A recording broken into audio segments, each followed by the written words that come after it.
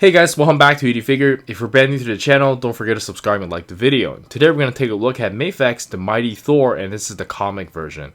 It's been a while since I got a new Thor figure, so I'm really excited. And yeah, nowadays I'm just a casual fan when it comes to DC and Marvel, but all these like classic comic stuff is really cool. Mafex has really been nailing it. Here's the left of the box, here's the right of the box, and here's the back of the box. And that's not wasting more time, and bust this thing open and see what we got. And here's the figure still in the inner packaging. It does come with a lot of stuff, and let's check it out. Alright, and here we have the figure itself, and my first impression on this figure is pretty decent. Aesthetically speaking, I think they did a really good job here, and the cloth cape is absolutely amazing. Like some of the newer figures, it does have like extra wire over here at the back, so it like make it pop a little bit more, and like the shape is a little bit better. The only issue I realized right away is that the head, the way they designed the hair over here, basically there is very minimal articulation. I mean, like the joints and everything is all there, but like with the hair like this, there's no way for you to move this properly. But other than that, the figure looks great. I don't seem to have any like problems with it. And yeah, let's jump straight into the articulation. And for the articulation, let's quickly go over it from the neck down. But like I talked about earlier, there's basically no articulation in the neck, so you can't really expect too much here. And the shoulder, we have a really nice pop-out joint, so that gives you a lot of range. You can raise his arm up about this much. And you do have really nice bicep swivel, can curl about this much, and you do get the ball hinge wrist. And for the ab crunch, you can bend forward about this much, which is quite a lot. Bend backwards. Oh, can't really bend backwards. Yeah, he can't really bend backwards, so that is a little bit of a bummer, but I think it's okay. And for the leg, you do have the pull down method. Can kick off about this high, bend about this much, thigh swivels in there, and side to side pivot, toe hinge. I believe that's it for the articulation. Overall, I think it is enough articulation, but the neck really is a big turn off for me. But yeah, let me know in the comments on what you think, and let's check out some accessories.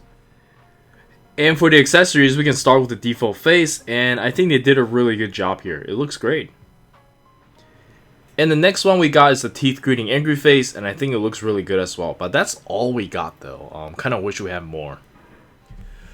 And for the interchangeable hands, we actually got quite a lot of them. I think it's pretty cool. First of all, we have a pair of display open hands that's like flying, and then a pair of like a grippy action posing hands. These are really cool. And then we have more action posing hands, and these one are like a little bit more spread out. And then we also have these like relaxed, also action posing hands. I really like these. And the last one we got is of course the pair of hands to hold his weapon. And here is the hammer, very nicely painted and sculpted. And we do have a lot of options with them. We have like a pair when it's like flying, and then we also get a pair where I think like he can hold it like this, so supposedly it's more stable compared to you like just holding the hammer, so you can like pose it like this where he's like knocking people with it.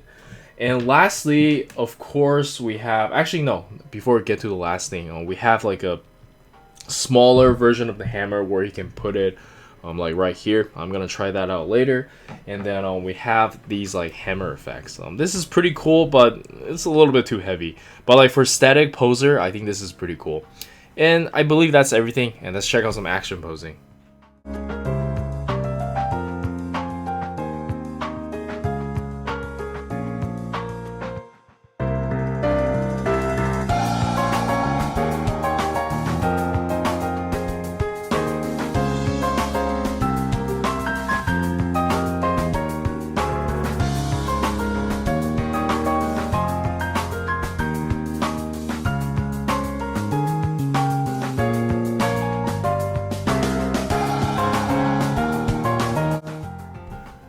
And for the size comparison, let us start with some Mafex figures, and I think they look pretty good together. Maybe Thor could be slightly bigger, but I think it's pretty cool.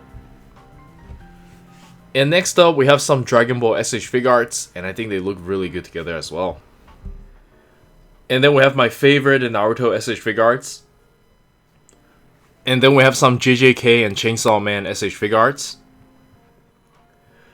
And lastly, we have some Figma figures and SH figure arts Ichigo, and let's jump straight into the final thoughts. Alright, so for the final thoughts, I think the figure is pretty decent given that I don't have any other Thor figures in my collection right now. It's my definitive Thor for the moment, and yeah, I think it's pretty cool. But the only issue I have with it is just the lack of articulation on the neck due to the hair. I think the material they used could have definitely be a little bit softer. But yeah, let me know in the comments on what you think. I would also like more options on the face. But yeah, otherwise the figure is pretty cool. And I don't have anything else to add. This is Eric. Don't forget to like and subscribe. I'll see you guys in the next video. Peace.